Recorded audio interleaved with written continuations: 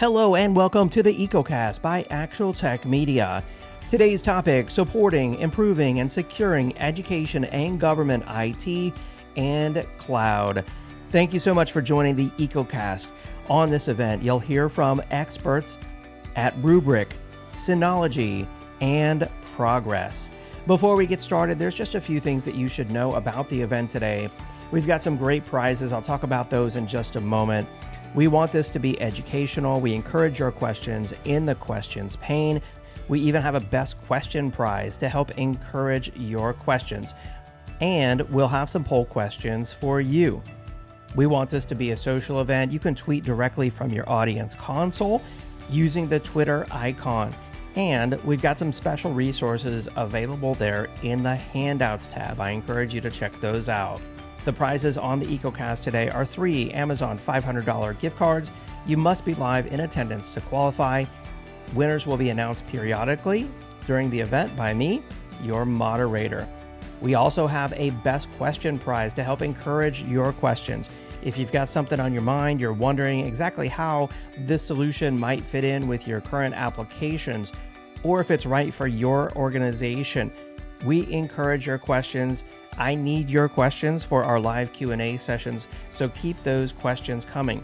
When you ask a question, you'll be entered into our best question prize drawing. And if your question is selected and you meet the Actual Tech Media prize policy, you'll be contacted after the event to learn how you can claim your $50 Amazon gift card. All prize winners must submit an IRS Form W-9 to Actual Tech Media, and you can find the prize terms and conditions there in your handouts tab. Of course, you always have the option to make a donation of your prize value to selected charities. We've donated thousands of dollars to charities over the years, and we would love to help you do that. The hashtag for today on Twitter is ATM EcoCast. You can follow Actual Tech Media on Twitter as well, and me, your moderator, David M. Davis.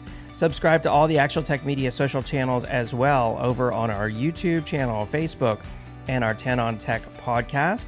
And of course, we post all of our latest and greatest content on LinkedIn. So if you just pick one, well, follow us there. I also encourage you to check out the Gorilla Guide Book Club. You can find a link there in your handouts tab to the Gorilla Guide Book Club. This is where you can download free, easy to read enterprise IT books authored by top industry experts. And did I mention that they're free? Yes, completely free books. You can put them on your Kindle. You can put them on your iPad. If you want to print them out, you can do that as well. I also encourage you to refer your IT friends or coworkers to Actual Tech Media's online events, and you could both win an Amazon $300 gift card. Those prize drawings are held monthly.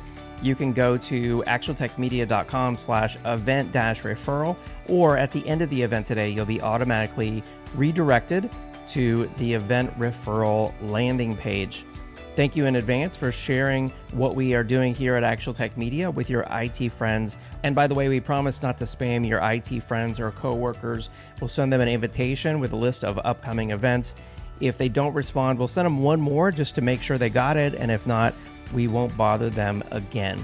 And so with that, it's time to kick off today's EcoCast with a little bit of stage setting about today's topic: supporting, improving, and securing education and government IT organizations. So what we're talking about here are public sector organizations. It could be a local city, school district, college, university, police station, fire department, state or federal government. No matter what public sector organization you work in or work with, I know that managing IT in those organizations is very challenging, and there's a lot that you need to know. After all, you are facing some challenging times. I mean, 2020 was a chaotic year for all of us, of course, with the pandemic. 2021 seems to be better, but honestly, in some ways, not too much different. We've still got a lot of chaos. We've still got a lot of challenges to deal with. But state, local government, and educational IT organizations have been especially impacted. So let's talk about some of those challenges. I mean, at many of these public sector IT organizations, you had 100% work from home or study from home for quite a while. Thankfully, more and more employees and students have been returning, but this is going to continue to be a challenge with some percentage of your clients whether they're employees or students still working from home for the unforeseen future. You've also been a target of malicious attacks. Public sector is a prime target for ransomware and data breaches. They seem to be targeted. I mean, my local fire department was down for a week due to a ransomware incident. And at the same time, public sector organizations in many cases don't seem to be quite as prepared as other commercial organizations. You've also had a rapid change in priorities and budgets. Many of you have undergone a sudden cloud migration, and you're still trying to figure out exactly how that's going to work.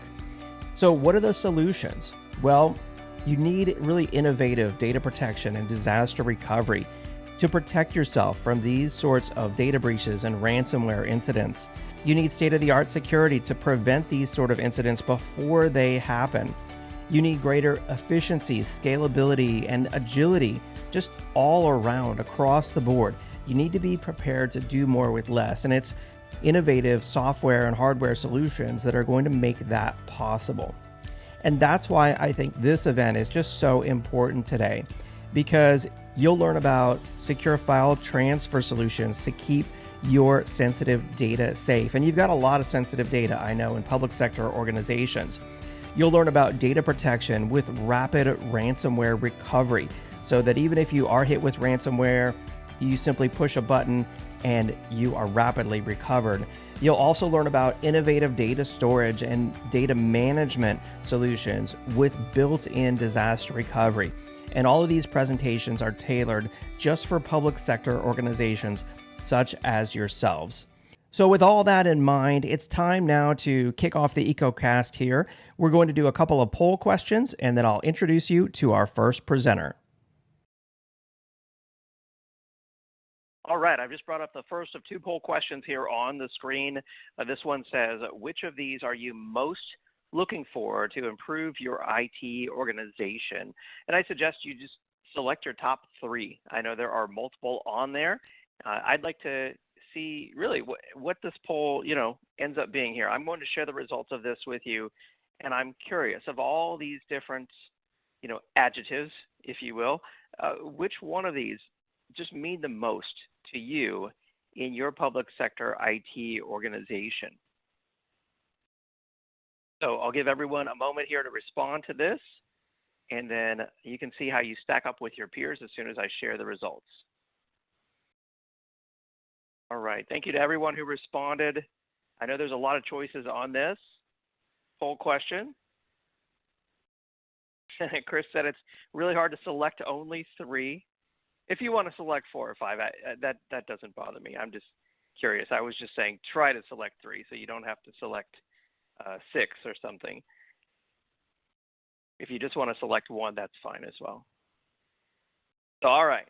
Looks like we got most of the audience to respond to this. We appreciate that. And here are the results. Wow, 72% said security. That is by far the leader out of all of the responses. And then from there, there's a real close tie between performance, scalability, and efficiency, followed by affordability. So interesting results. I'm going to screen capture this. That is cool to see. Thank you, everyone who responded to that poll. And then one more poll question before I introduce you to our first presenter. And the question here is simply, what's your time frame for taking some sort of action when it comes to better supporting and improving and securing your IT organization? Do you have immediate plans to take action? If you saw a solution that you said, hey, I think this could really help to improve our security or our data protection, our disaster recovery, or our, what was the other choice here on the list? Performance or scalability or efficiency, what would be your time frame for taking some kind of action on that solution? So I'll give everyone a moment to respond to this. We've got our first presenter here in the green room ready to go. Thank you to everyone who responded to the poll. I'm excited now to introduce you to our first presenter. Welcome, Byron Landers, Senior Sales Engineer at Rubrik. Byron, it's great to have you on. Take it away. All right, thank you, and thanks to everyone for joining us today. Wanted to spend a short time today talking to you about rubric and ransomware remediation and what we bring to the game in data protection. So we'll get started here. All right, let's go to the next slide. So we're talking to our customers every day. You know, ransomware is prevalent in the news, and that is top of mind for a lot of my customers. I cover state and local government, and every customer that we talk to, data security is top of mind for them. And things you have to consider, and just build this slide out here. You have all the different layers of security in the environment to protect the data from the perimeter, network, endpoint, application, but somehow hackers are still able to penetrate that security and get to your data and hold you at ransom for it. So one thing that how Rubric changes the game is that we have a data protection product that has cyber resiliency built into the core product. So in addition to what you have protecting your perimeter, network, endpoint, and application, Rubric can guarantee that also the data is protected. And if you get hit with a ransomware event, then we guarantee that you can recover. And we'll talk about how that security is layered in the next few slides here. All right, so let's take a quick look at today's threat. All right, you get hit with ransomware. You get a notification that your data has been compromised from the hackers, and they lock down your data. All right, so then it's a decision. Do you pay the ransom, or do you attempt to recover from your backup solution? All right. If you go to try to attempt to recover from your backup solution, which I'm sure most customers will do as opposed to trying to pay a ransom, then you're going to engage security op teams, and they're going to engage IT ops, and then you're going to assess if you can determine when you were attacked, what data was attacked, and if you can actually recover. And if the backups have been compromised, which most ransomware hackers are going to try to delete the backups first so you have no way to recover, then you have no choice but to pay the ransom. All right. If the backups are safeguarded, then it's a determination of, hey, what do I need to recover? Where do I need to recover? And then that's usually, if you don't know that answer already, then that's going to be a long process. So still, you're still faced with the end result of, okay, it's going to take too long to recover my core business. I'm going to have to pay the ransom. But if you have security at the point of data, then you have some different choices if you're hit with a ransomware event. You'll engage IT and security ops in the same fashion to determine, hey, we've been hit with a ransomware event. We need to recover. What can we do? When backups are safeguarded, it's a much different outcome, because then you can go in, if your backup solution will determine the scope of the attack and also show you what type of sensitive data existed in your environment, then you can recover fast. And more importantly, you can avoid paying that ransom. And that's what the Rubric solution provides. And let me build out my slides here. Rubric is a modern data protection solution.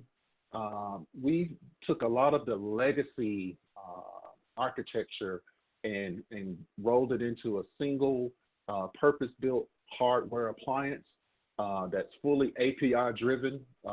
We integrate very nicely with REST API and have a lot of the integrations already pre-built for customers to consume. More importantly, we have an immutable append-only file system with logical air gap built into our architecture. It's all sitting behind a zero trust architecture, and that's all designed to protect and safeguard your data.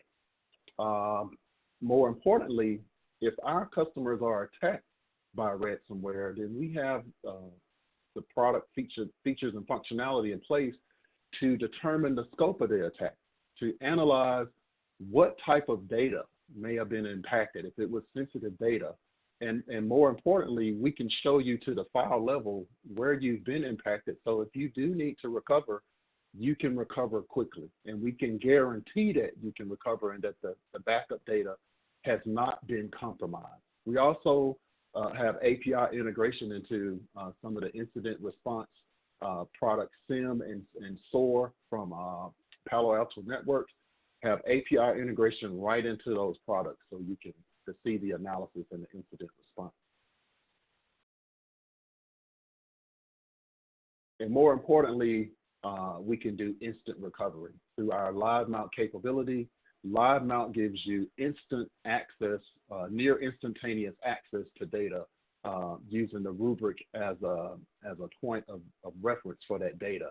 Not only do we support that for virtual machines, but we support live mount for SQL and Oracle databases. And our customers absolutely love the feature and capability that we have. All right, just to level set, let's make sure we explain some key principles of data protection. 3 terms that you're going to hear a lot: air gap, immutability, and zero trust.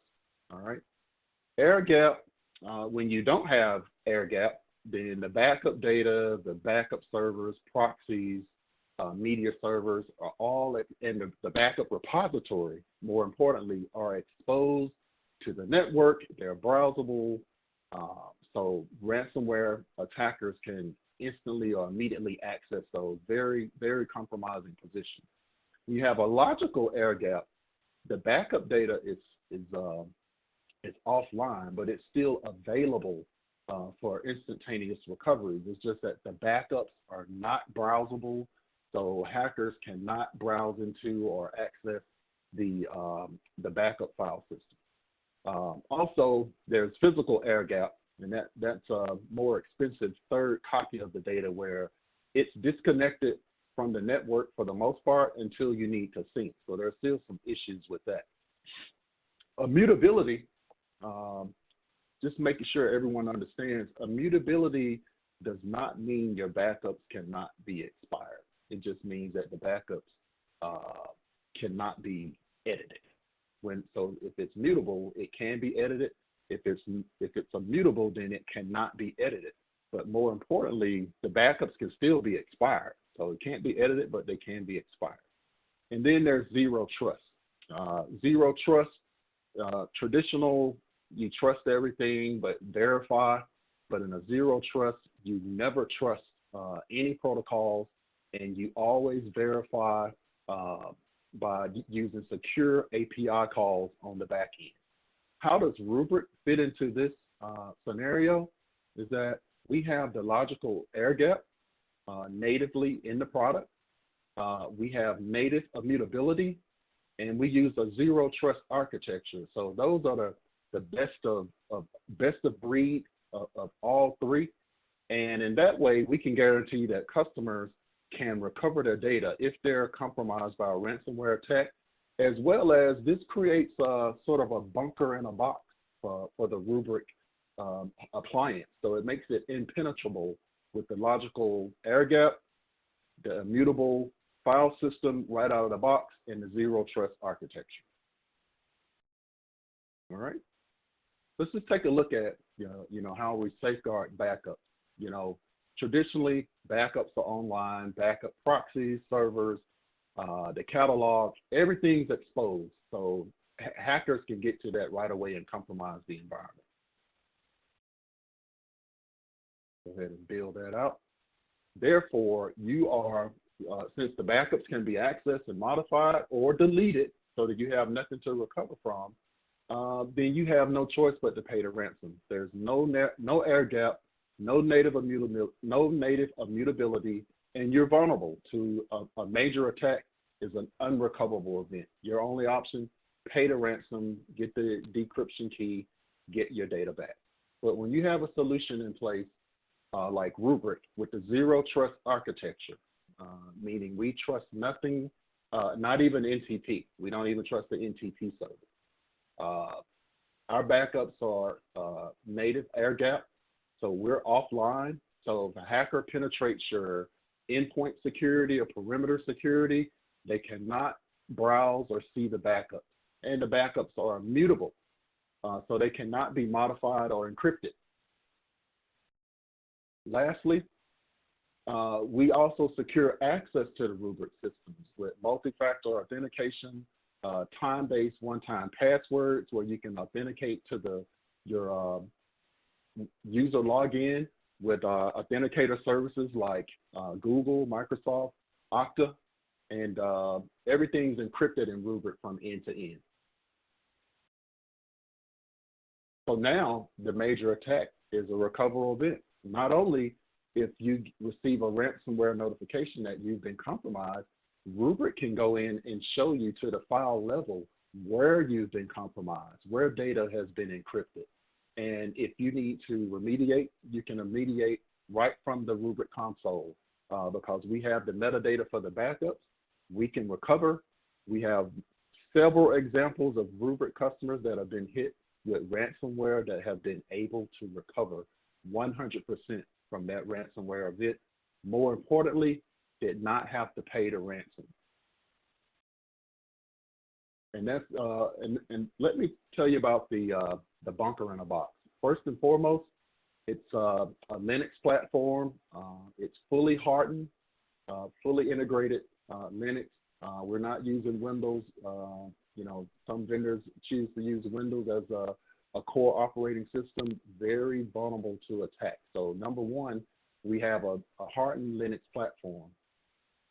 Second, we've talked about the zero trust architecture, end-to-end encryption, a mutable file system, and just building out this bunker in a box, the multi-factor authentication, time-based one-time passwords for user authentication. So we're giving, not only are we securing the data, we're securing access to the Rubrik system, as well as we're adding retention lock on top of that. And that's very important because remember going through the terminology, immutable backups can still be, even if you're immutable, backups can still be expired.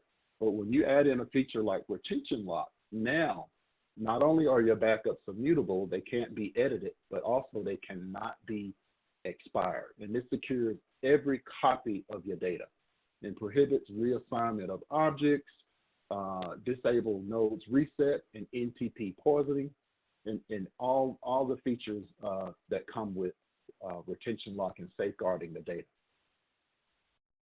So that is our bunker in a box. Let's go back once. With all of those features, we have an impenetrable appliance that's guaranteeing that our customers can always recover. Let's talk about how Rubrik helps accelerate recovery if you are compromised and you have to recover from a ransomware attack. What do we have in place to help accelerate recovery? All right. Number one, we're monitoring your backup systems for anomalies, but more, we're taking it a step farther because anomalies can be false positives. So we're monitoring the backup system for encryptions, deletions, modifications, and adding files.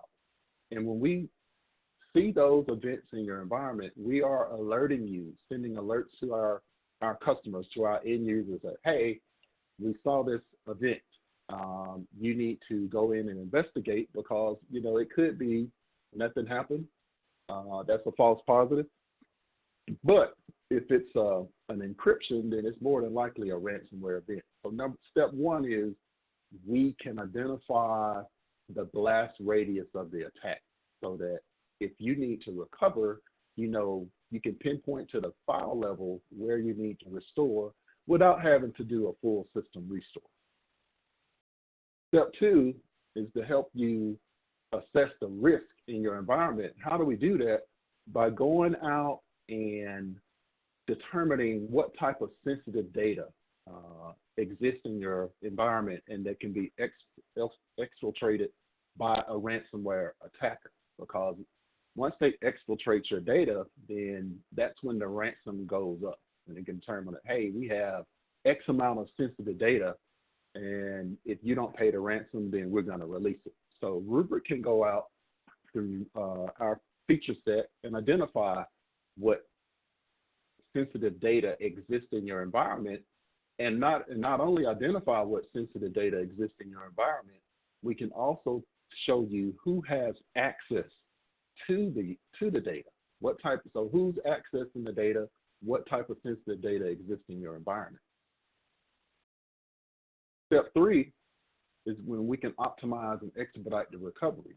Since we know to the file level what's been compromised in your environment, as well as what type of sensitive data exists in your environment, then that can accelerate the recovery, because we've shown you the blast radius. So in the early example, you get a notification that, hey, we've been hit with ransomware. We have no idea, number one, that we were hit with ransomware.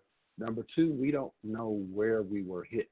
Well, Rubrik solved that challenge by, showing you where you've been compromised, what type of data may have been compromised, and since we have the metadata for your backups, we can restore to the file level, or if you need to do a mass recovery to quickly restore virtual machines and what have you, then we can also accelerate that.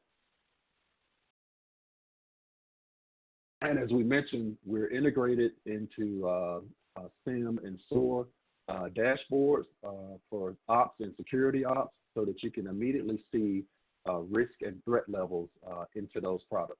And we're looking to unify into to more products coming on the road now. All right. So here's just some customer testimonials that you can actually go out, Google these on your own. City of Durham, North Carolina, got hit with a ransomware attack, and ransomware could not compromise our backups. They were able to quickly restore from that ransomware event. More importantly, they did not have to pay the ransom. And then just some more customer testimonials that you can see from various other Rubrik customers that have been hit with ransomware and have all been able to recover. And you can definitely go out and Google these stories, and you can see the full testimonial from these customers on how Rubrik saved them. And, having a product like Rubrik, where they were able to quickly restore their operations and not be compromised for ransomware. All right. And just wrapping up here, the key to the Rubrik architecture is zero trust data management. In a modernized platform that's natively air-gapped, a mutable file system right out of the box, and we're adding that retention lock feature where we give you the capability to make sure that backups are not modified or deleted. Even though it's immutable, we still need to add that retention lock feature on top so that it can't be modified or deleted, because that's what ransomware hackers are trying to do. They delete the backups, then you have no choice but to pay the ransom. But as we've gone through, we've seen that Rubrik not only has the architecture in place to make sure that you can recover if you're compromised by a ransomware attack, to know where you've been compromised, and more importantly, 100% recover the data. And thank you for joining us today. Great presentation, Byron. We do have some questions for you. Yeah, absolutely. We do have some questions for you from the audience. While we take those questions, I'm just going to bring up this poll for everyone out there that says, what additional information would you like about Rubrik? So let's see, a lot of great questions coming in. If you have a question about Rubrik, now is the time to get it in. First question I was going to ask you, Byron, they're asking, did you say that Rubrik has a way to know if your data has been infected with ransomware? Absolutely. We have a radar product that's constantly monitoring the backups that come into the system for any type of suspicious events. And if we receive those, if we see those suspicious events, anomalies, encryptions, deletions, modifications, we're going to send an immediate notification to the customer that, hey, we saw this anomaly or encryption on this system, and we'll show you that to the file level. And you can go and investigate if that's a ransomware attack or was it some type of maintenance that was being done by someone on the staff. Nice. And then there's another question here. They're asking, essentially, I'll just rephrase it. How long, or how do I know how long it will take to recover from a ransomware incident? Is there any way to predict that or estimate that? Well, not. I mean, I can tell you from the examples. City of Durham, the first customer that was listed, they were notified of the ransomware attack. They were able to fully recover, and you can actually Google the story to see the specifics. They were actually able to fully recover in a couple of hours, as opposed to, you look at some customers that have been hit with ransomware that didn't have a solution in place. They either took weeks to try to recover, only to determine that they could not fully recover the data. So City of Durham, just for one example, they were able to recover in a matter of a couple of hours from a ransomware attack, as opposed to taking weeks to determine that they could not recover. And it's going to vary based on how much data was compromised and, your environment specifically. But we help accelerate the recovery based on, identifying what's been attacked and what needs to be recovered or restored. Absolutely. See, question from Eddie. He's asking, can Rubrik back up virtual machines? Great question, Eddie. We actually, our first product that started out 7 years ago, we started out backing up VMware virtual machines and storing those and being able to archive those to AWS. So over the last 7 years, we've added support for Hyper-V, Nutanix Acropolis, physical Linux, Windows and Unix, as well as Oracle and SQL databases. So absolutely, we started with virtual machines, and we've only grown the product to make it better. Very nice. Another question they're asking, is there a way to customize the monitoring tool, customize Rubrik? What's available around that? Absolutely. So as I mentioned, Rubrik's very API focused. So we integrate very nicely with REST APIs, and we have a GitHub site. I think it's github.rubrik.com, or you can Google Rubrik GitHub, and a lot of our integrations are already built, as well as scripting and automation scripts or tools are already on our GitHub site that you can actually go out and download the full integration and the documentation to implement into your environment. Very nice. Next question, they want to know,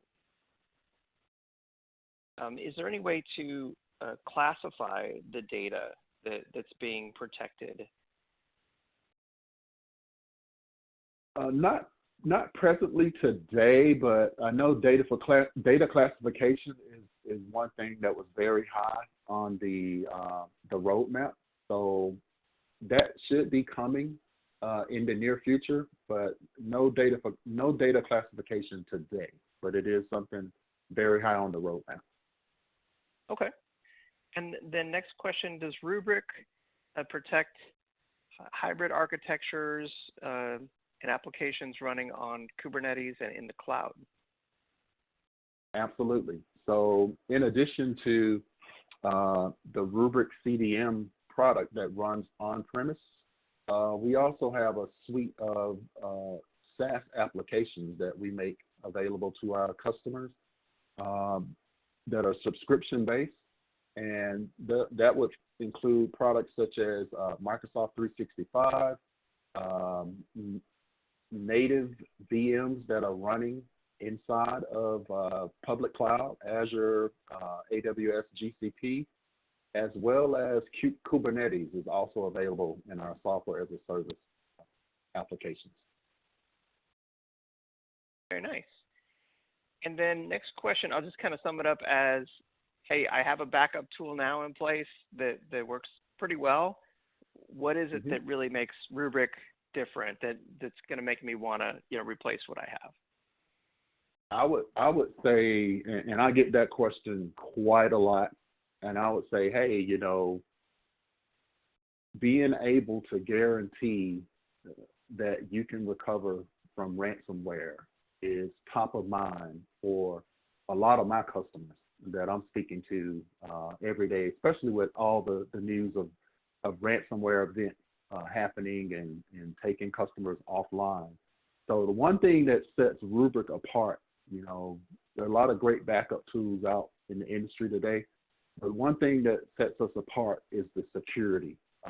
We talked about the zero trust architecture, the native immutability and logical air gap, being able to guarantee that our customers' data is safeguarded and that if they are compromised from a ransomware attack, 100% guarantee that customers can recover, as well as something we just announced, and this is exciting news, is that we're standing behind our product so much that if we have a customer that is hit with ransomware and cannot recover from it, we're guaranteeing them a warranty of up to $5 million to help pay for the data recovery if they have Rubrik in place and they can't recover their data.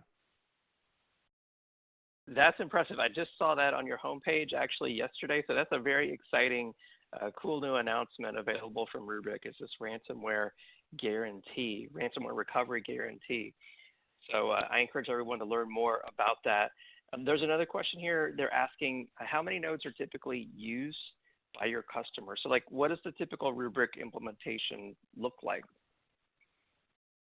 It varies. Our appliances scale anywhere from 11 terabytes usable to 120 terabytes usable.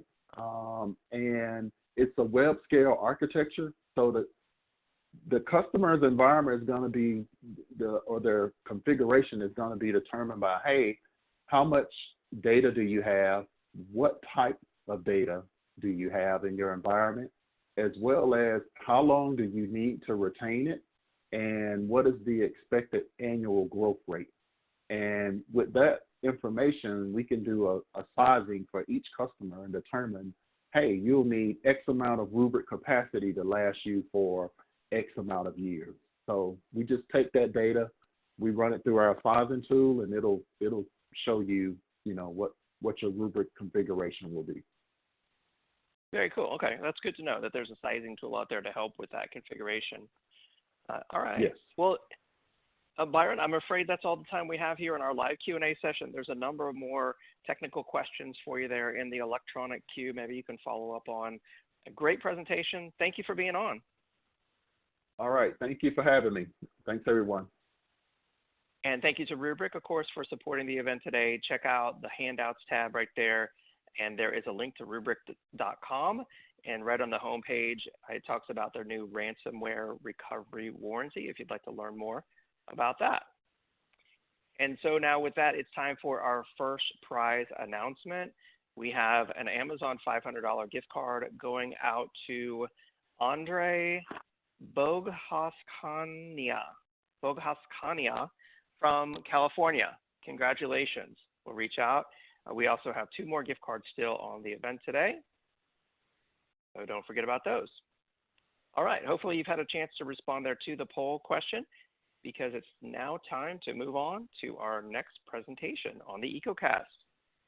I'm excited now to bring on Chris Alden, Senior Technical Account Manager at Synology. Great to have you on, Chris. Take it away. Edge and cloud backup are how we can protect your on-premises and cloud data from various disasters. My name is Chris Alden, and I'm a Senior Technical Account Manager with Synology America. Now, if you're unfamiliar with Synology, that's alright. That's exactly what I'm here for. Synology was founded with one goal in mind.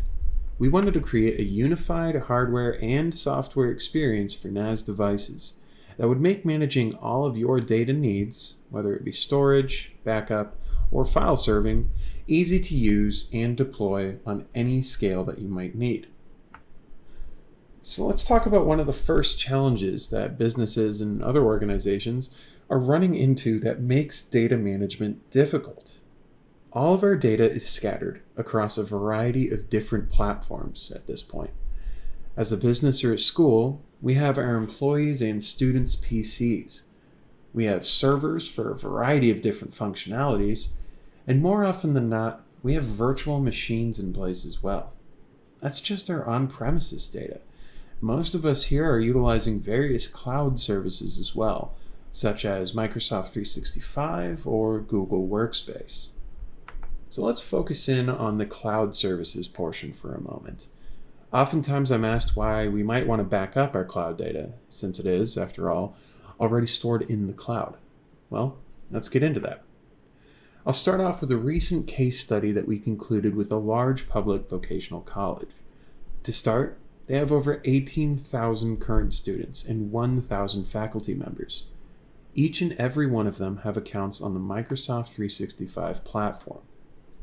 Now, taking everything into account, they had over 60,000 email accounts, 30,000 OneDrive accounts, and over 10,000 SharePoint sites. This is quite a lot of data. Now, there are several reasons that they opt for something like this, of course. First is greater flexibility.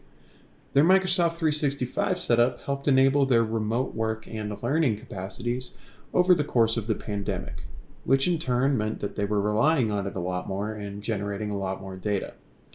Now, as an institution, they have retention obligations that they need to meet.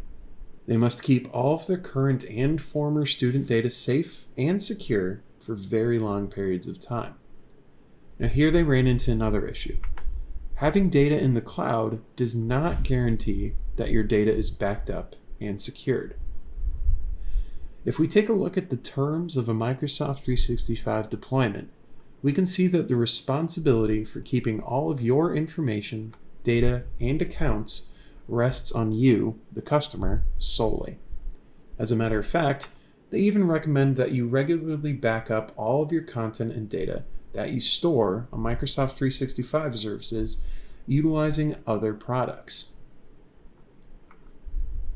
Now, there are several reasons for this. The first is accidental deletion.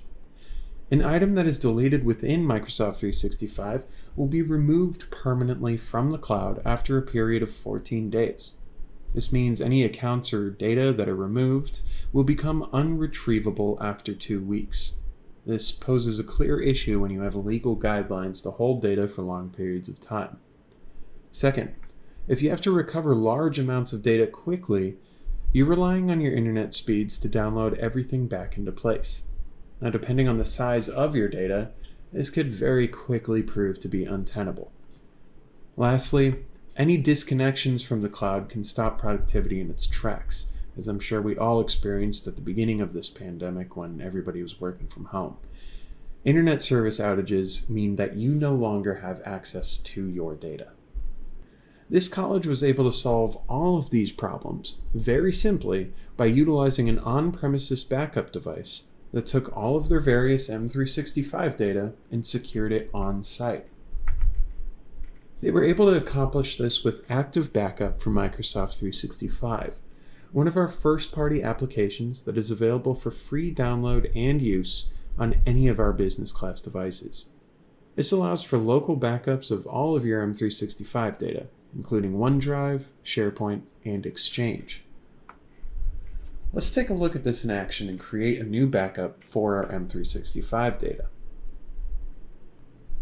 So this is DSM, the operating system that comes with every Synology device. Now if I go up here to the top left-hand corner, I'll see the main menu. And by clicking on this, I can see all of the applications that are currently installed on my NAS.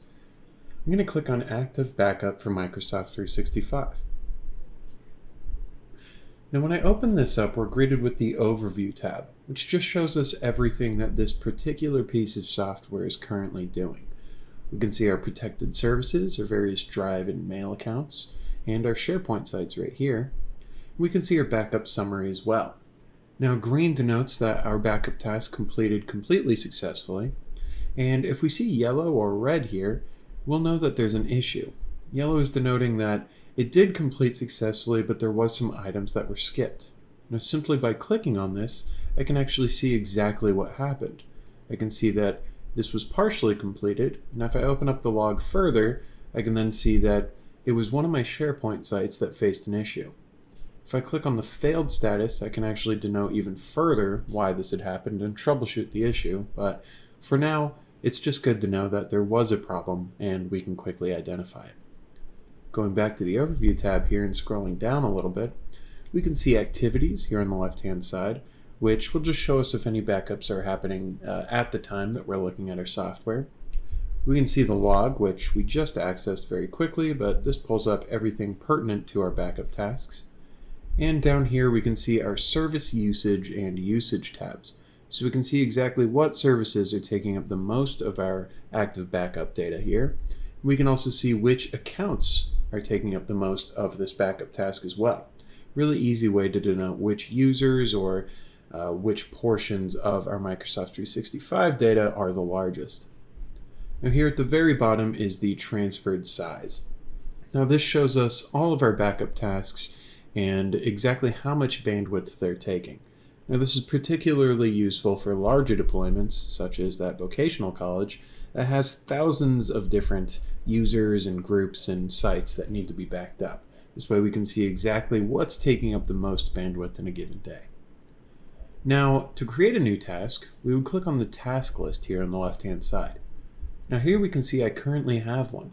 It's really easy to create one. You simply click on Create, and then you create a new backup task, and then you enter all of your Microsoft 365 admin information. But since I've already done that, I'm just going to show you what you can do when you have a task created. So here, I'll click on my current task, M365 Backup, and I'll press Edit. Now here we can see the general task information, such as what it's called and exactly where it's backing up to. By clicking on the User tab, I can see all of the users that are on my Microsoft 365 account. Now, for small accounts like this can be particularly useful, but again, if we have several thousand different users that we're managing, we might want to be looking at the groups instead. So this way, we can make sure that we're backing up various different groups. Now what's great about this is I can very easily click on a group and just make sure that I have all of their pertinent data backed up. So by clicking on this, we have all their Drive, Mail, archived mailboxes, contacts, calendar, and various other services backed up as well. And I can of course make sure that I'm only backing up whatever I really need out of this as well. If I click on Site, we can see our various SharePoint sites here, and I can select exactly what I want to be backing up. And Auto Discovery Service. Now this is particularly good for, again, large organizations that are adding lots of students or employees on a daily or weekly basis. This way we can make sure that anytime a new user or a new group is added, or even a new site, it's automatically added to this backup task. That way we don't have to go in and edit our task every time something changes like that. Now here on the Policy tab, we can dictate exactly what this backup looks like. So Active Backup for Microsoft 365 allows for continuous backup. That means every time somebody's editing a file or receiving an email, it will automatically be backed up directly to the NAS device. You can of course set up a manual backup as well, or even a scheduled backup that will occur at any point in the week that you see fit, that you can run on specific dates. You can see exactly when during the day it would run, and you can even make it occur as frequently as every hour here. For now, I'm going to keep this as a continuous backup and press OK.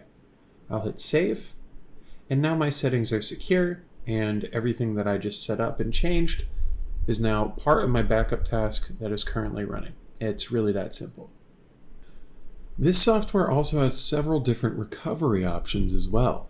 You can either restore entire groups or accounts, or utilize very granular restoration and grab single files or emails.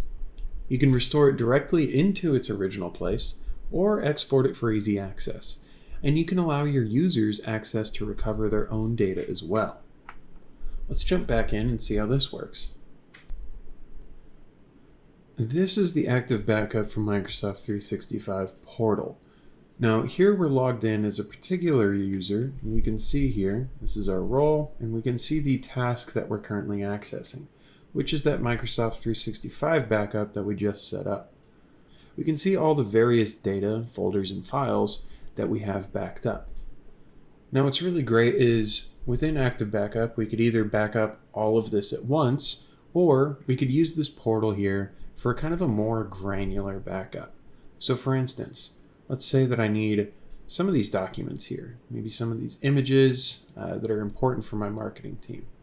So here, I can grab these and I can click on Restore, which will restore them directly into place, exactly as they were and where they were originally taken from. Or I can click on Export. And once I click on that, it's actually going to open up a zip file that has all of my different documents here. So I can open this up and see all my 3 requested files directly on the PC that I was accessing this from. This makes it really easy for us to manage all of the data that we need to recover by making sure it goes back into the position for the user so they can easily find it. Or in case of emergencies, we can access it directly right here and then just have instant access to our data. Here at the bottom, you can even go back in time to various backups. So we can go through to any date that we'd previously captured and see all of our files exactly as they were back then. So that's how you can get started with granular recovery utilizing active backup. Now let's shift gears here a bit and talk about one of the other major threats to your data, ransomware. Now over the last year, analysts have found that 57% of all ransomware attacks in the United States involved K-12 schools, and the frequency of these attacks is increasing. UC San Francisco ended up paying a $1.14 million ransom to get control of their data back just this last year. I think we all remember the Colonial pipeline attack from earlier this year, but not everybody is aware of how it played out. So let's go over the timeline here. First, started with the ransomware infecting important devices and ceasing operations on the pipeline. Now, within hours of the ransom notice, $5 million was paid to get their systems back up and running. Now, here's where it gets a little bit tricky. The decryption tool provided by the attackers was just awful. It was incredibly slow, and it was really too slow for them to get their systems back up in a timely manner and when they needed them to be. So instead, they actually opted to recover data from backups that they already had, as this was a much faster process. This just goes to underline the importance of backing up your data, especially against the threat of ransomware. Now, by regularly backing up your devices, you can make sure that you have recent points to fall back on in case you discover any sort of network intrusion. Let's say you're backing up your data every 5 minutes. If at 7:15 you detect and then neutralize a ransomware threat on your machines, you can simply roll back to your data backup from 7:10 and keep everything operating smoothly, with at most just a few minutes of work needing to be redone. This makes sure that you aren't paying ransoms to recover your data. Now again, our data is scattered across a variety of different platforms. Let's focus in on the on-premises devices here. Utilizing the Active Backup for Business platform, we can take all of your PCs, servers, virtual machines, and as discussed, software as a service platforms, and store them safely on premises for easy recovery. Let's go ahead and configure a backup of my PC that I'm using right now. Here we are back in DSM, and again I'm going to go to the main menu in the top left hand corner, and this time I'm going to click on Active Backup for Business. Now again we have the Overview tab. You can see our protected PCs, servers, file servers, and virtual machines. Currently I'm just backing up my PC. We can see the backup calendar. We can also see that I actually just interrupted a task so I can capture this video here. And if I scroll down, I can see the storage status. So here we have PC, physical server, and virtual machine. All three of these will be deduplicated against each other. Now on my PC I have quite a bit of data. I have a few different partitions running various virtual machines and operating systems, which nets about 17.6 terabytes in use. But after deduplication, I'm actually only storing about 7.5 terabytes of data on my NAS device. Again, we can see the transmission trends, and if I click on PC here, we can see the computer that I'm currently connected to. Now let's go ahead and create a task for this. I'm going to click Create Task, and then we enter a task name. So, for instance, let's call this Computer Backup. We can back up my entire computer or just specific volumes. We can also make sure that we're backing up any external drives that may be connected to this computer. Here I'll click Next. I'll select the location for this backup to be in, and then here I can schedule a backup task. So again, I can have a manual backup or a scheduled backup. Now, the scheduled backup can occur at any time that I see fit, on any specific days, just like I did with the other platform. But I can also back up by event here, which is really great for large organizations. So for instance, anytime students or employees sign out for the day, or when their screen locks, or even when they start their computer up, that makes all of their data get backed up immediately upon that event. I'll click Next here. And then we can enable our retention policy. So we can dictate exactly the last amount of versions to keep, how long we want to keep versions, or we can set up a few advanced rules here. As you can see, it gets pretty granular. You have a lot of different selections to make. I'll click Next, and then here it just has you review the task as it was, see if there's anything you want to go back and change, but if not, you'll click Done. And then once you do that, it'll ask you if you want to back up now or if you want to wait until that scheduled time that you dictated. So I'll click No for now. And we can see that this is not backed up yet, but we can see exactly when this backup is going to occur. So much like Active Backup for Microsoft 365, this is very easy to use and very easy to start getting together for multiple different PCs or servers or virtual machines. Now, running backups like these allows us to avoid having any single point of failure. We can retain weekly, monthly, and yearly versions of our data to recover from in case any infections remain undetected for an amount of time on our systems. We can also back up our data to multiple different devices and locations, so we can recover from them in case our initial site is compromised. And in that line of thinking, by utilizing unique admin credentials at each of these locations, we're drastically minimizing the chances that one compromised device will lead to other compromised devices. All of this plays into a tiered backup solution. We're taking our endpoint devices and we're backing them up to an on-premises device for safekeeping. We can then take all of this backup data and push this to an off-site server location, as well as a cloud backup for safekeeping through a large variety of different data disasters. This way we have multiple points to fall back on in case anything were to happen, whether it be a natural disaster, ransomware, or any other sort of data problem. Thank you very much for your time here today. If you stick around, we'll be doing a Q&A here right now.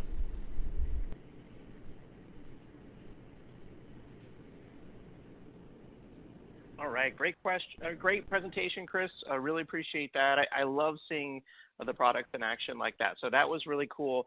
For everyone out there in the audience, I just brought up a poll question for you.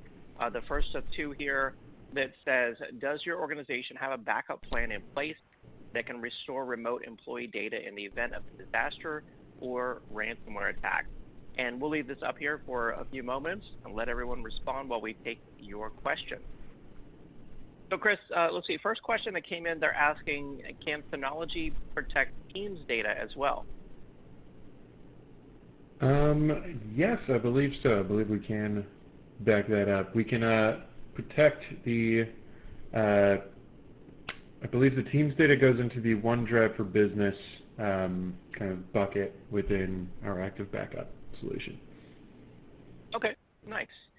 And then another question here, when it comes to selecting a Synology NAS, I have one actually myself sitting here. I know there's a number of different models, and they're asking, how do I know which model to use?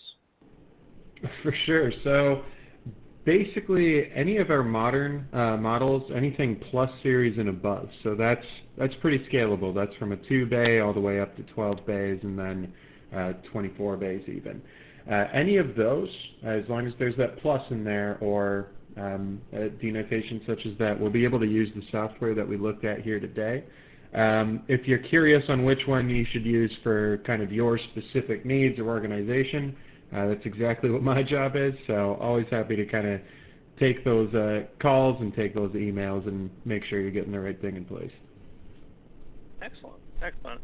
Let's see, next question, which Microsoft 365 plan does this work with? Off the top of my head, I believe that is the education, the enterprise, the business, and the exchange online plans. Got it. Okay. And I appreciate everyone out there responding there to the poll. Now's the time to respond if you haven't yet, because we are moving on to a second poll. And the second poll is now coming up that says, what additional information would you like about Synology? And we'll just leave that up while we continue Q&A. Let's see, another question. This one's asking, can you encrypt the backup when using Synology Drive? So this is going to be kind of a long answer here, but you can back up to an encrypted shared folder if it's mounted. But we wouldn't necessarily advise that unless you've kind of added the associated shared folders key to the key manager here. That way we can actually allow the encrypted shared folder to mount kind of automatically at boot. Otherwise, you're not going to be able to see that destination. It's going to report that it's unavailable. Beyond that, though, Synology Drive does implement versioning as well. It stores the associated version data in a hidden folder that's going to be generally inaccessible from the UI. So in events of ransomware, the attackers aren't going to be able to gain access to any of those hidden directories, thus kind of making it avoidable for those kind of events. Got it. Okay. Yeah, thanks for explaining that. This one's a little bit of a technical question here, maybe something you mentioned in your demo. They say, I'm not sure how Snapshot keeps you from backing up encrypted data from ransomware. How is Snapshot preventing that?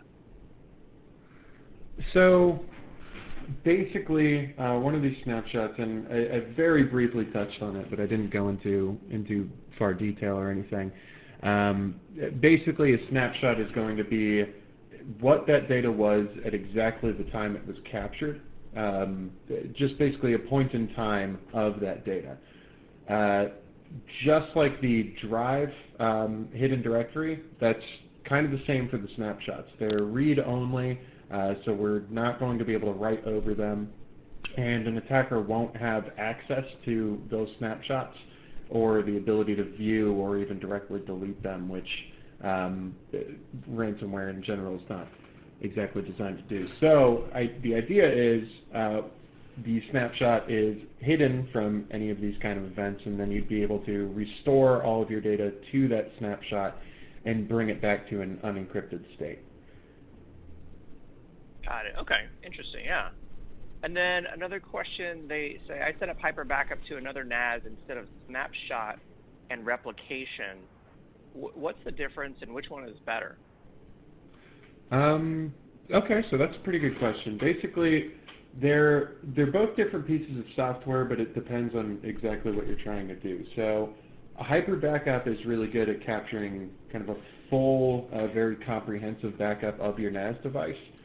Because you can take your system configuration, all of your settings like that, the shared folders and all of the applications on the NAS device, and basically save a copy of those to revert to in case of a disaster. Snapshot replication is more for kind of the individual LUNs or shared folders, with the purpose of being able to kind of go back to exactly that point in time of that data set. So depends on what you want to do. Hyper backup's great if you want a full copy of the NAS device and everything it entails. If you're just trying to save the data in particular shared folders or ones, then snapshot replication is going to have you covered there. Okay, excellent. Excellent. Well, I know that experts from Synology are also answering questions electronically as quickly as they can. We got a lot of great questions coming in. I'm afraid we've run out of time here for our live Q&A session, Chris, but it's been really great having you on, and I really enjoyed the demos as well, so thank you for sharing those with us. Of course, thank you. And thank you to Synology, of course, for being on the event today. Check out the handouts tab, and it's there that you'll find the Synology Solution Guide. I think this would be especially helpful for the person and anyone else out there who was asking about, hey, how do I choose the right Synology solution for my IT organization? So make sure you check out that Synology Solution Guide. All right, thank you to everyone who responded to the poll question. I'll leave that up while I announce our next Amazon $500 gift card winner. This is going out to Quincy Moreland from Illinois. Congratulations, Quincy Moreland from Illinois. Still another gift card to give out on the event after our next presentation. Speaking of which, I'm excited now to bring in our next presenter. Welcome, Tony Perry, Principal Solutions Engineer at Progress. Tony, it's great to have you on the event. Great to be here. Thank you. Excellent. Well, take it away. All right. Thanks. So, hello, everyone. My name is Tony Perry. I'm a Principal Solutions Engineer, with Progress Software on the Move It side. And today we are going to be talking about securing file transfers. So before we get into transferring files, it helps to talk a little bit about files themselves. And so files, it's probably something that most of us just take for granted every day. We're, creating Word docs and text files and maybe sending them via email attachments and stuff. But, if you really break it down, there's a lot that can happen to a file over its lifetime. I mean, it can be created. Sometimes there is file level protection applied, things like DRM or PGP encryption, or even just permissions to access the file wherever it's stored. There's a lot of threats to files because files can contain sensitive data. We're going to be talking about some of the threats that files face throughout their lifetime. There's also the need to move files, whether it's, from your workstation to a file server somewhere, or it's halfway around the globe.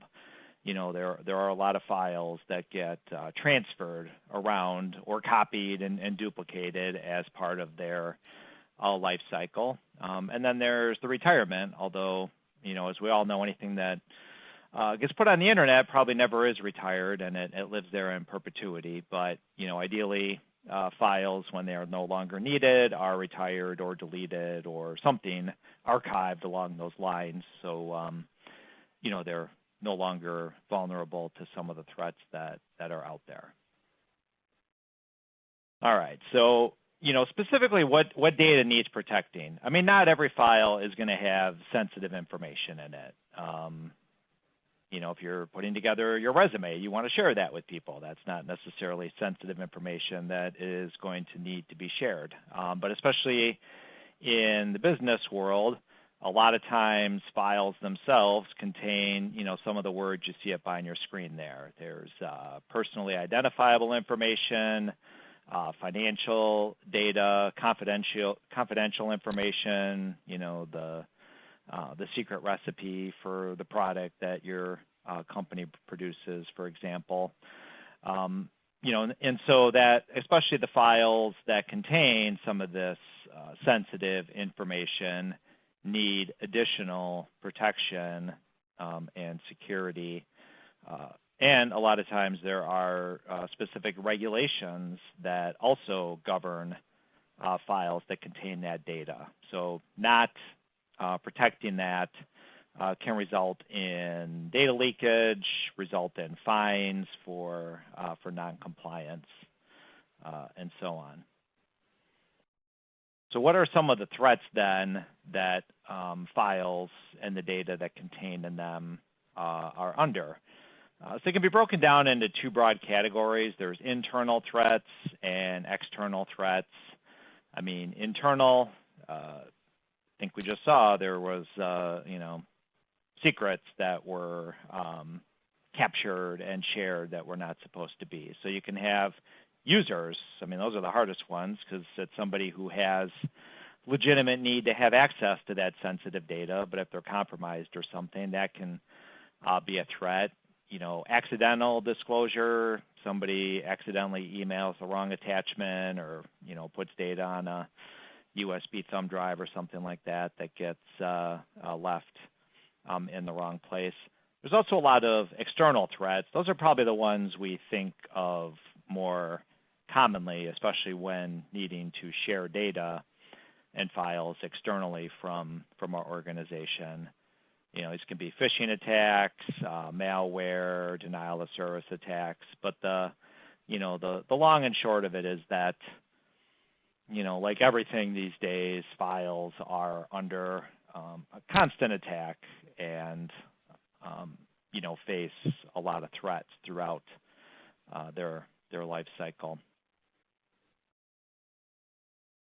So depending on, what type of solution or solutions you might currently be using for transferring files, that is really going to, in part, determine what kind of risk you're under for potentially exposing the data in those files.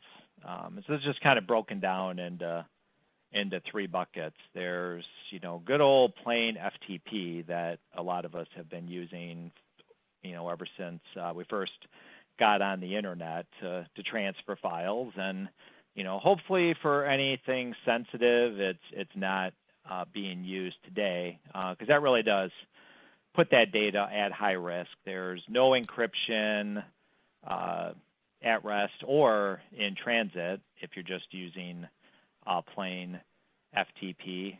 That includes credentials, by the way. So if you do FTP to an FTP server and put in your credentials, those are traversing over the network, possibly the public internet in clear text. So that can be fairly easily captured, off the wire. Also, there's really not a lot of visibility into that. I mean, most FTP servers probably are doing some sort of basic logging of transfers and stuff, but for the most part, FTP transfers and such are really just going to kind of go unnoticed. A lot of times, there's homegrown solutions that are in place, and so this can reduce the risk slightly depending on who has put together the homegrown solution. And it's normally not built from scratch. It's a combination of, okay, we're going to take this Linux server and put SFTP on it, and we'll add accounts there. And then, maybe for automation, we're going to write some batch files or some PowerShell scripts and such, and, kick them off with cron or a Windows task scheduler and stuff. And we'll write audit logs out for some stuff, but not all stuff. So, a lot of times that, might be an incumbent solution before somebody looks to buy a commercial MFT solution. And then there's those, like MoveIt or others. There's actual solutions, there's actual software referred to as MFT or managed file transfer that can be used by companies, government agencies, basically anyone who has files, sensitive data that they need to transfer and do so in a secure or compliant fashion. And so, speaking of MFT, this, in addition to the first one, which is for a lot of people the most important, being able to securely exchange sensitive data, there's really some of these other features and capabilities that you also derive from leveraging a formal managed file transfer solution. Centralized administration, one place to go and administer all of your users and folders and automated file transfers and such. Really being able to do that management from anywhere, not having to remote desktop into a server, for example, but having formal admin interfaces, especially web-based admin interfaces for doing that administration. There's definitely better auditing and tracking of file transfers. MFT tools have ways, built-in capabilities to automate file transfers without having to program, put it into the hands of mere mortals that just want to automate some file transfers versus necessarily, needing to have a comp sci degree or experience in some sort of programming language. And then really more and more of these solutions also support APIs. So that allows you to tie managed file transfer solutions like MoveIt into other applications in your environment through those APIs. So, specifically Progress, the Progress MoveIt managed file transfer solution, basically in use by thousands of different organizations all across the globe, transferring sensitive, mission-critical data every day, allowing the control, really, that's very key, that control and governance, I would say, over those file transfers, and especially then to the automation, being able to automate those reoccurring file transfers as opposed to somebody doing them manually or them being done in a, sort of ad hoc scripted capacity. So just a few more bullet points on the MoveIt solution, and then we're going to go into a demonstration. But the MoveIt solution itself is comprised of some different components. And so there is the MoveIt transfer server. That's the one that most often your users and external partners would interact with. Think of it as kind of like an FTP server on steroids, and that's actually where a lot of the demonstration today will focus on. But then what goes hand in hand with MoveIt automation, or with MoveIt transfer, is MoveIt automation, the component for automating and orchestrating the movement of files, not only to and from MoveIt transfer, but also to and from other repositories like network shares, S3 buckets, Azure Blob containers, other external partners, SFTP sites. So really an all-encompassing solution for automating the transfers between those different repositories. The overall MoveIt solution also consists of a gateway for those wanting a reverse proxy that they can deploy external facing in the DMZ. Obviously, that would apply to on-premise deployments. And then there's also MoveIt Cloud. That's really a SaaS-based offering of the MoveIt transfer on-prem software. So for anyone who, their organization has a strategic direction towards cloud, or who, just leans that way, not wanting to have to install software on-prem, especially that's exposed to the internet, there is a cloud or SaaS offering available.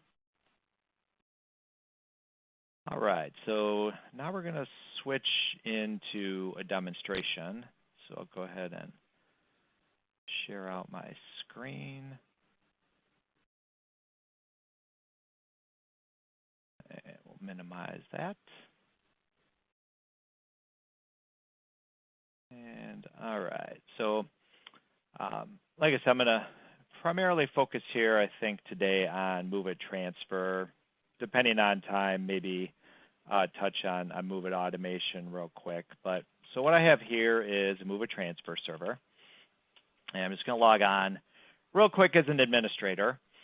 And so really as the administrator, this is where you'll do all of the administration over your move it transfer server. And over on the left here, you can kind of get a sense for the ease of use, really, of move it transfer. Everything's just, right here on the main menu. So users, those are going to be where you'll administer any of the different users that would need access to move it transfer. That could include move it automation, external partners who need to log on and upload or download files, as well as internal users who might also, depending on the use case you're trying to solve for, might need access to move it transfer. Users can be organized into groups, so that can be useful for organizational purposes or even for giving out permissions based on a user belonging to a certain group, for example. Move it transfer is designed to, encrypt data both while it is in transit and at rest. And a large part of that at rest encryption revolves around its built-in cryptographic file store. So a user logging on is going to expect to be able to upload and download to or from a folder, let's say. And what Move It Transfer does is it incorporates its own built-in, really a virtual file system, if you will. And so that means that, just kind of browsing into a folder here, that means that these folders, like this Partner 1 Downloads folder, only exists within the Move It software itself. It does not exist outside of the software, out on the file system anywhere. And all these files that are stored out here ready for pickup are stored encrypted. So that means that if somebody were to gain access to the server where these files are stored, they're not just going to be able to access those files directly off the file system. And actually, so that's a pretty good segue into, let's see then what this would look like from like an external user's perspective. And so here I'm just logging on to the same interface, the same web interface, only now as an external partner.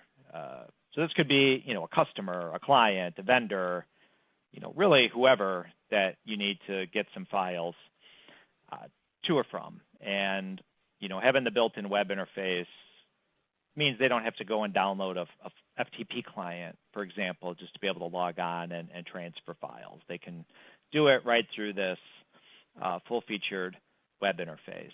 So, they're presented, there's some new files out here that they could download. Let's go ahead and click on one, and that'll download the file as you would expect to their local workstation. Another way is they could, navigate into a folder and select multiple files if they want to download multiples at once. They can also upload. So let's say they're needing to log on and upload, ACH file or a claim, just any sort of file.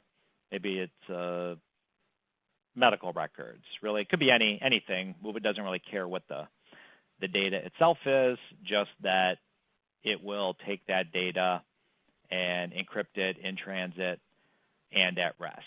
So very easily, just logged on, uploaded 3 files here into this folder. The integrity of each of those files was verified upon upload. And also the audit log. So Move It's keeping a audit trail of each and every file. And you can see here it has very granular detail. That's the end user's view of it, but also just kind of real quick here before we wrap up, going back as the administrator. Remember we talked about how other solutions, homegrown solutions and such, you're not going to have the visibility.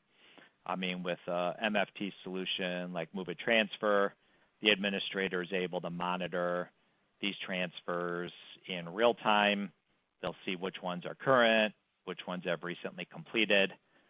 They can also go in and view audit logs. So same as what the external user was able to see, this way they're able to go in and view the audit logs related to those transfers.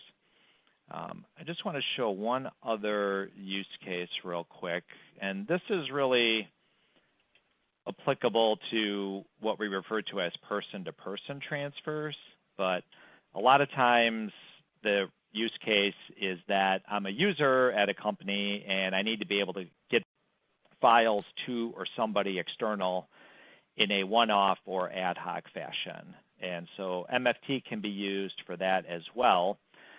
In Move It, it's specifically referred to as packages. And so you see here, I can say I want to send a package.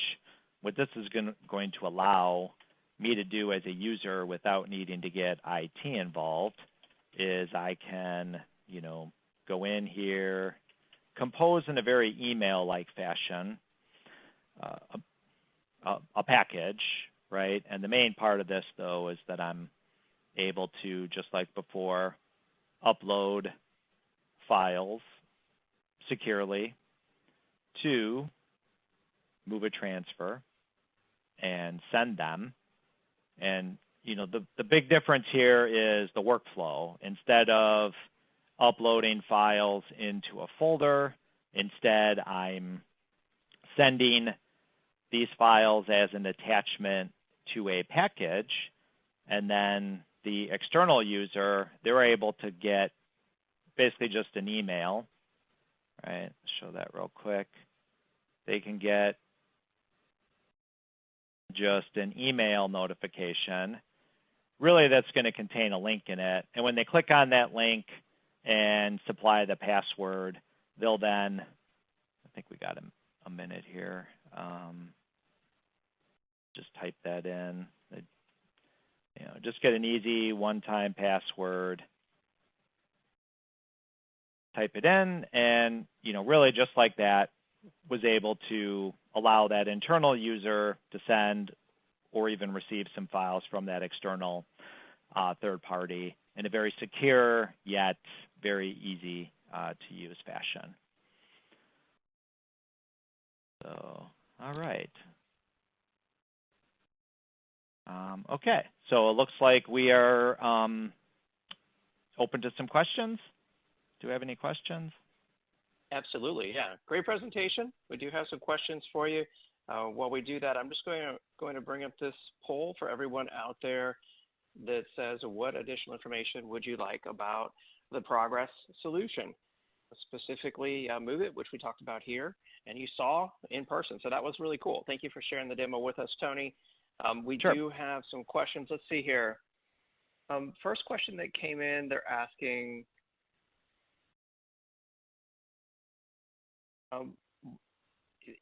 if they say, I'm using FTP now, can you give us maybe a few bullets as to why folks choose to move it?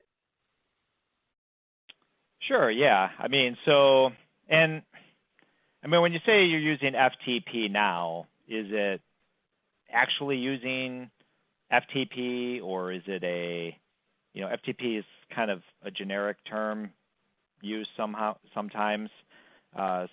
So, if you're specifically using the FTP protocol, we touched on some of the reasons why you would want to use something else, and that a lot of it revolves around security and risk, right? The FTP protocol itself does not provide any sort of encryption in transit or at rest.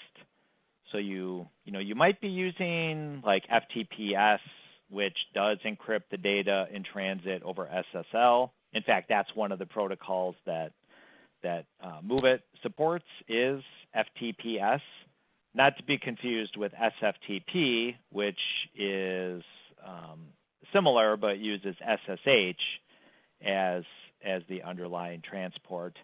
But even then, so those might be doing a really good job of protecting the data while it's on the wire. But then those don't necessarily automatically address protecting the data while it is at rest, right? So instead of somebody getting one file as it travels across the wire, they might break into the server and find thousands of files that are sitting out there. So also protecting that data while it is at rest and having that tamper-evident audit trail of, who uploaded the data, where did they upload it from, who has downloaded the data, making sure that the data is automatically deleted when it should. I mean, those are just a handful of the additional features and capabilities that, MoveIt can bring to bear on your file transfer workflows. Okay, got it. Yeah, that makes sense. Thank you for kind of summarizing that. Sure. Another question here they're asking, is there any limit to the number of files that can be uploaded in one transaction? So with MoveIt, there's no hard limits. Like there's not a limit to the number of files that you can transfer or to the size of the files that can be transferred. Having said that, I mean, like most technology out there, there's going to be some practical limits, right? Like, I mean, if you're trying to upload 1 million terabyte size files, unless you have really, really high bandwidth, I mean, it probably is never going to complete. But yeah, as far as like day-to-day use, if somebody wants to grab, 50 or 100 files, and you saw me in the demo, I selected 3. But yeah, there is no hard cap on the number that can be transferred in a single transfer. I would also add that the web interface isn't the only way to transfer files. So a lot of times, depending on what the requirements are, there might be, like we have a client, we have, you can use any third-party SFTP or FTPS client you prefer. So there might be other clients that are a better fit for a specific transfer if there are a lot of files that need to be transferred at once. Got it. Okay. That's interesting to know that there's that kind of flexibility there. This question that Mohammed's asking, how secure is MoveIt? Is it using different protocols? What about the firewall configuration? There's a number of questions there, but kind of the overall question is, how secure is MoveIt? Yeah, it's very secure, and I mean, it's tough to get into all the underlying nuts and bolts in the 20 minutes allotted here, but for encryption in transit, it's going to rely on tried and true protocols that use TLS or SSH encryption on the wire. At rest, MoveIt transfers using FIPS validated 256-bit AES encryption. I mean, it's a best practice to put it behind a firewall where you're only going to allow connections on the specific ports that are required, like 443 and 21 and 22. I mean, we have a lot of white papers that really speak to the security of MoveIt as well as documentation. So I would, point you to those resources. But it has a, really good security posture. Excellent. Okay. And so how should folks get started with MoveIt? What's the best way to go about doing that? So, I mean, if, for example, if you have a current solution today or a homegrown solution that's not meeting your needs, I mean, the best thing to do is, to get in touch. I think that's coming up on a slide, but you can get in touch with Progress. We can discuss what your specific needs and requirements are, kind of determine what components of MoveIt might be applicable to the use cases you're trying to to solve for. And then a lot of times a demonstration tailored to your specific needs and or a trial where you actually download and install the software for a 30-day trial can be beneficial, give you a chance to go in and kick the tires, if you will. And those are really good ways to get started with MOVEit. Nice. Yeah, sounds like a lot of different options there for folks who might be interested. And of course, I encourage everyone out there to respond to the poll question on the screen as well. There's options on there for personal demo, or you'd like to try it for yourself. It looks like that's all the time we have here in our live Q&A session, Tony. But again, it's been really great having you on the event, and thank you for taking time to do a demo. It was cool to see MOVEit in action. All right, thank you. And thanks, Tony, and thank you to Progress Software, of course, for supporting the event today. Check out the Handouts tab, and it's there that you'll find an Osterman Research white paper on cybersecurity in government, the viewpoint for 2021. It looks like a really excellent resource. I encourage you to check that one out. Download it before you go. All right, thank you to everyone who responded there to the poll question. We do appreciate your feedback. I'll leave that up while I announce our next Amazon $500 gift card winner. This is going out to Jay Yarmush from New Jersey. Congratulations. Jay Yarmush from New Jersey will reach out to deliver your prize, and I'll also post all of the prize winners' names in the questions pane. All right, that is done.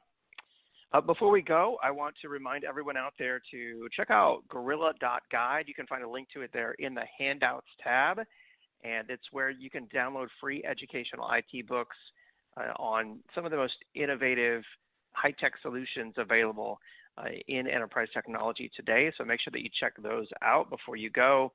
Also, don't forget about our Refer a Friend page. We will redirect you to that automatically after the event ends.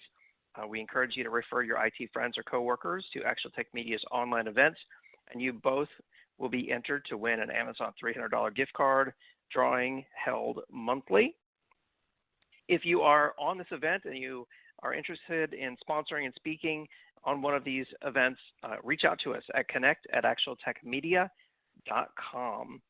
And if you're interested in ransomware prevention, protection, and recovery, happening next week, Wednesday the 20th, we have got our biggest ransomware event out of the whole year. We're going to have 15 experts back to back. We're going to have interviews with an independent ransomware expert as well, who's going to be answering all of your ransomware questions like, should we pay the ransom? Why or why not? Answers to all of those types of questions will be on there, as well as 15 different prevention, protection, education, and recovery solutions all in one day, happening next Wednesday, the 20th. So register now. You can do that at events.actualtechmedia.com. A link to that is in the Handouts tab, or you can go to just watch your email inbox for an invitation to it as well. Thank you to everyone who joined us today on the Supporting, Improving, and Securing Education and Government IT EcoCast event. I hope that you learned a lot, and I hope that you have a great day. Stay safe, and we'll see you next time. Bye-bye.